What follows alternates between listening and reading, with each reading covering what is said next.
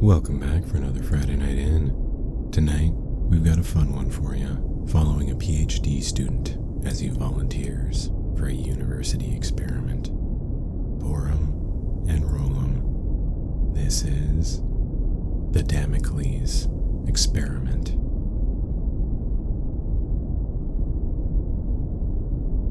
I participated in a university experiment and was the only survivor. I feel like I should be grateful and that everything could have been so much worse. But the thing is, the experiment worked. In a way. And now, I know. The conductor of the experiment, Professor William Hardin, was known around campus as the hard drive. He was blessed with an incredible ability to process and retain information of every kind. Though he was primarily a physics professor, leading infamously difficult courses on thermodynamics, analytical mechanics, and quantum entanglement, he held PhDs across multiple STEM fields, and his interests continued to expand from there, some of which was allegedly solving the issue between the differences in teleportation of information and matter. It was also rumored he'd been awarded multiple government grants from the defense, energy, and health sectors. Of all the things he was known for, one of the more interesting was that every year, Hardin held interviews for whatever personal experiment he'd been working on that semester. It was always an open offer to any PhD students at the school, whether they were studying a course in his department or not. There were English Lit PhDs lined up next to PhDs in philosophy, mathematics, world history, and religion, as well as both MD PhDs in medicine and healthcare for dual physician scientists. Hardin didn't discriminate. He wanted people from everywhere. Hardin was an optimist, and the goal of the experiments were to inspire. He'd always felt incredible gratitude when he was present and able to witness the research, trials, and experiments of other scientists, especially those in other fields. He wanted the students at his school to have that same opportunity and experience. Ultimately, Hardin believed in humanity and was infinitely hopeful for our future, and he knew that successes in the future laid with us, the next generation of students. It was said that Hardin always found ways to incorporate his dynamically diverse volunteers into his experiment. The whole process was incredibly secretive though, and the students had to sign NDAs before they went through the rigorous screening methods to choose the candidates. Therefore, no one outside of the experiment ever knew what happened in it. Ever. There were rumors of how that was achieved. Some were related to the extensive violation penalties in the NDAs that would essentially sign your firstborn child away if breached. Then there were rumors about how Hardin had figured out a way to identify, select, and permanently erase memories. If you asked any of the students who were involved, they genuinely say they remembered every second, but they were Fort Knox after that. They wouldn't budge on giving any details or even hints. The NDAs held them tight-lipped. This created more fascination and wonder with the experiments, so being selected was considered a deep academic and personal honor. I was in the last year of my doctorate program in clinical psychology, specializing in neuropsychology and psychopathology, so I had no link to Hardin or his classes. My only knowledge of him was word of mouth. It was nearing the end of term, and the flyers for Hardin's new experiment were found scattered across campus. I didn't expect to get picked, but threw my hat in the ring anyway. Then they called me. I was told to come to the mathematics building, where I'd need to sign an NDA before anything went further. This is where I met Liz, Hardin's assistant. After the NDA, she hooked me up to a polygraph and pointed several cameras from different angles on me. I assumed they were monitoring for changes in facial expression or body language. Liz started off with a modified and highly advanced Wechsler Adult Intelligence Scale that focused heavily on mental processing speed and the Perceptual Reasoning Index. As I went through the first portion, it was apparent they wanted to specifically measure my nonverbal abstract problem-solving abilities and quantitative reasoning. They wanted to know how well I could make sense out of the senseless. I was then put through a series of 3 heavily modified emotional intelligence tests relating to trait EI, ability EI, and mixed EI. I was then asked to talk about myself in great detail, fractioning my life into 2-year segments moving backwards. There were deep, personal questions about my philosophy and views on humanity. It was more difficult than my master's thesis defense, but I felt like I answered everything clearly and honestly. Then they asked me the final question. Why was I there? I blanked. Seconds passed and I had nothing. Liz stared at me, waiting. Finally, an answer came to me, and it was truthful. I said, because I want to be a part of something larger than myself. 3 days later, I received a phone call from Liz. I was told to come back to the mathematics building. When I arrived, I was greeted by Liz, Professor Hardin, and Hardin's older brother, Brian. If Hardin looked good for 75, Brian looked like an Olympian at 78. They had similar faces, but vastly different builds. Hardin was your typical looking, but healthy physics professor. Brian looked more like an explorer. Sun-kissed skin and muscles hardened by time. They both carried the same welcoming smile. I was informed I'd been selected to participate in the Damocles experiment, and that it was the culmination of Hardin's life's work. All the experiments he'd been performing for the previous 7 years had led to this. It would be taking place that weekend. I'd be picked up with the other participants that Friday afternoon, where we'd be taken to Hardin's property in the mountains. From there, the experiment would be revealed and everything would be explained. And that was it. I left, beyond thrilled, and felt like I floated out of the building after the news. Friday arrived and a large Greyhound bus picked me up. There were what I counted out as 14 other student volunteers, making 15 of us in total. The drive up to Hardin's property in the mountains took almost 2 hours. It was filled with winding roads through forests and hills. We passed through the gates of 2 sets of electrified fences. It was another half hour from the fences to reach Hardin's house. There was more than just a house, though. I didn't see it at first, because it was painted the same mixed green color pattern as the leaves in the trees surrounding it. There were several structures built together into a large research compound in the shape of a hexagon. Hardin, the frazzle-haired professor with a patch-covered sport coat, stood in front of his old Ford Focus, excited for our arrival. Brian and Liz joined us, and the 3 led us into the compound. It was a state-of-the-art facility with bunks, bathrooms, showers, and fully stocked kitchens to match the advanced R&D tech Hardin had been messing around with. We were shown to the large sleeping quarters where we were to get settled before the introduction meeting. Liz and Brian came to round us up, and we were each given a full-body heat-protective suit with breathers and air tanks.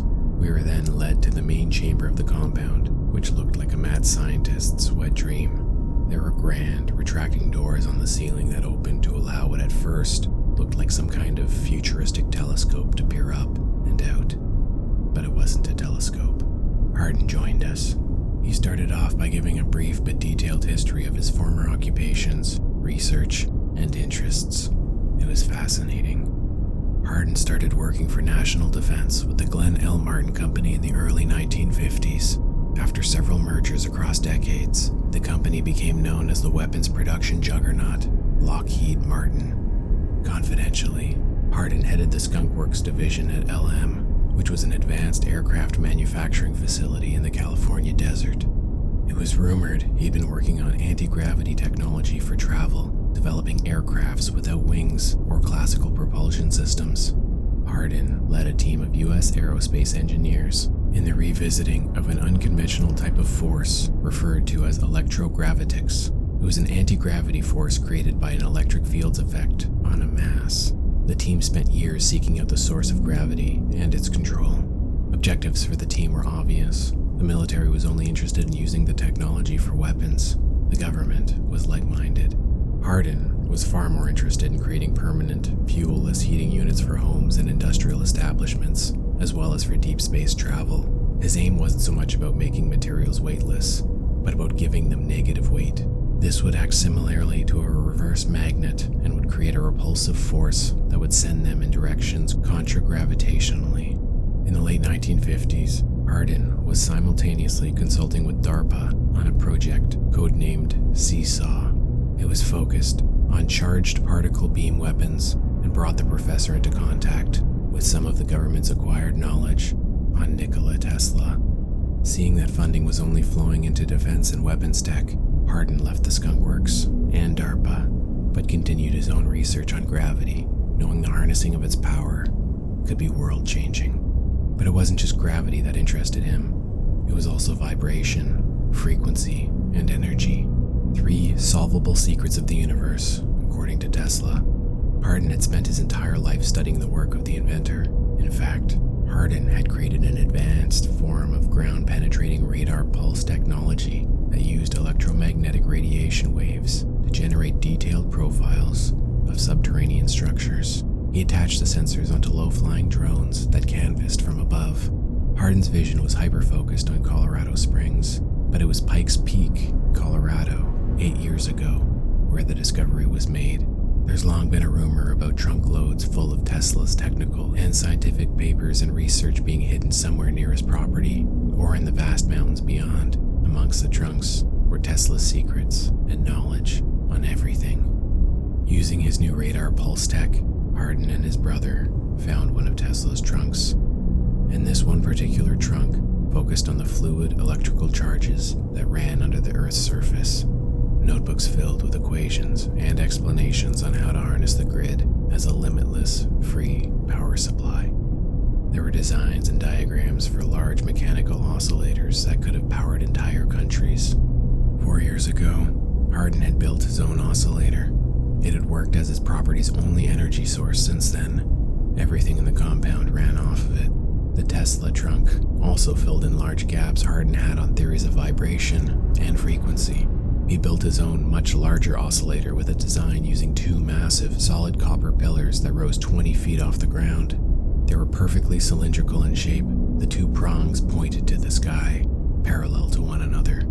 Hardin told us to put our full head masks on and seal them to the suit. When everyone had, he turned the machine on. The pillars shook, then vibrated so quickly a frequency was created between the 2. Electric bolts shot between them and multiplied until there were hundreds of threads connecting the conductors. 5 minutes at this rate could produce enough power for our county's grid for a month, Hardin said. And there weren't any storage needs, because the oscillator was channeling it directly from the Earth's endless natural grid. But this was only a portion of why we were here. Hardin needed copious amounts of energy for the real experiment. Our attention was directed to the telescope-looking machine, and Hardin finally explained what it was. We were looking at the most powerful light ever created, on Earth or otherwise. Hardin had created a laser that produced a light beam exceeding 1 trillion times that of the brightness of the sun. Not only that, but it moved faster than the technical speed of light at over 500 million miles per second. He called the light system the arc. Because of the endless energy source, the perfect design and construction of the oscillator and light beam, Hardin could continue to push the limits of what was previously settled science. In last year's experiment, the group were present for contact with an alien being. They turned on the arc for 20 minutes, pointing it up and into the Coma supercluster. In that time, strange sounds were recorded. It appeared to be white noise at first, but then it turned into something alive, something aware, and it wasn't produced by vocal cords. The volunteers all gave different statements on what they'd experienced. Some claimed the sounds contained certain notes, tones, peaks, and valleys. Others that the sounds came from inside their heads, inside their chests. Some heard languages they didn't know, but somehow understood. Some said the sounds were positive. Others said they were negative and frightening. No one knew what the sounds actually were, but Hardin had ideas. He believed the light from the arc had reached somewhere with intelligent, extraterrestrial life. The beings they heard traveled using light avatars along the beam being produced and had tried to communicate. And for those few minutes, it almost seemed like they were, but the connection was lost. There was an issue with the oscillator, and the experiment ended there. Now, a year later, Hardin had fixed the problem and was ready to try again.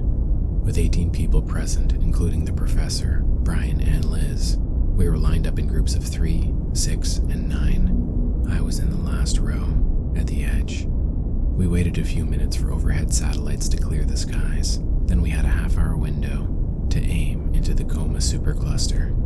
The oscillator, which had been humming idly by, was given more energy. We watched the electrical bolts dance and surge between the copper rods, channeling downwards and converting into energy to push the light threshold brighter and brighter.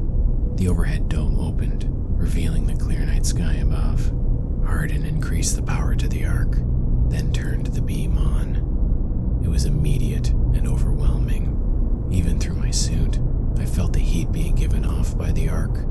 The light beamed upwards, cutting through the darkness. I couldn't look directly at it. It was impossibly, painfully bright. Hardin increased the power again, sending the room into a new level of illumination. The ground under our feet was vibrating. Everyone was looking up into the sky, but my attention was on the ground and the small blue electric swirls dancing and curling up from under the floor panels. I didn't feel right. Everyone else stared straight up and seemed fine, but I felt nauseous and dizzy. I felt a shock under my feet. The blue electrical currents from the ground were starting to shoot up the lengths of my legs. I stepped back, not wanting to look up. I knew everyone was fixated on the beam, but I couldn't be here anymore. I needed to lay down. I backed up, slowly making my way to the door leading to the hallway. As I did, I decided to look back. Just inside the ceiling doors, sparks were spraying out from a pure white electrical cloud in the heart of the beam. From inside it, a chasm was tearing open the fabric of our reality. I could see through it, into it, and I could see our world all around it. It was bright white and filled with clouds and large hulking figures. From their backs sprouted grand sets of wings. They wore plates of gold around their necks and moved with unimaginable grace until they saw us. It became clear to me that what I was looking at weren't aliens. We hadn't contacted some extraterrestrial race in a distant galaxy. Maybe the group from last year had, but this felt more like a biblical Wizard of Oz. Those hulking figures weren't aliens. They were angels. And there I was, with the curtain pulled aside, staring into heaven. No one was moving. Everyone was in a trance, staring up in awe. Then, one of the angels looked down and saw the group staring up through the chasm. And all of a sudden, the grace the angel carried disappeared. The angel's massive hands grabbed the sides of the tear and pulled it further open. He pushed his gargantuan head through the opening, snarling down at us in our reality. Heat pulsed from the angel's aura as his upper body entered into our world. The heat was unbearable. I watched as the other 14 volunteers and the professor, Brian and Liz, melted down into a goopy pile of unrecognizable flesh. Seeing all the witnesses dead, the angel reached down and grabbed a hold of the ark with one hand and the oscillator with his other. The angel's large muscles rippled and tensed as he tightened his grip, and just as he was breaking the machines and closing the tear, his eyes locked with mine. The angel saw me there, one more witness, cowering in the hallway entrance. The next moment, he was gone and the room was dark. The power was completely out. The machine Hardin had created was dead, crushed and melted down into an unrecognizable heap, just like him. On the walk back to civilization, I thought about Hardin, how he'd wanted to change the world, to save it. There were so many ways his technology could have helped us all. Instead, he'd accidentally proved there was an afterlife. There was a heaven, and it was not the place of love and welcoming we were hoping it was. And that concludes this week's episode. We hope you enjoyed the Damocles experiment.